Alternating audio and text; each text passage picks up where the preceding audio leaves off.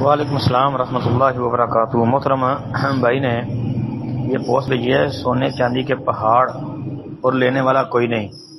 دیکھا جی، نبی علیہ الصلوۃ والسلام نے فرمایا قیامت کے قریب زمین سونے اور چاندی جیسے اپنے خفیہ خزانے بلند مناروں کی طرح اگل ڈالے گی۔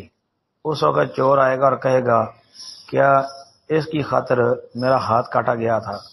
قاتل کہے گا اسی کے لیے میں نے قتل کیا۔ رشتہ داری توڑنے والا کہے گا کیا اسی کے لیے میں نے رشتہ داری توڑی؟ پھر وہ لوگ ان خزانوں کو ایسے ہی چھوڑیں گے اور اس میں سے کچھ بھی نہیں لیں گے۔ اچھا جی، کہتے ہیں جی حدیث ٹھیک ہے جی، بالکل صحیح ہے، حدیث صحیح ہے جی۔ سنن ترمذی کے اندر یہ روایت 2208 نمبر پر امام ترمذی فرماتے ہیں ھذا حدیث حسن صحیح غریب لا نعرف الا من ھذا الوجہ۔ مطلب یہ کہ یہ حدیث حسن صحیح غریب ہے، ہم اسے صرف اسی سند سے جانتے ہیں۔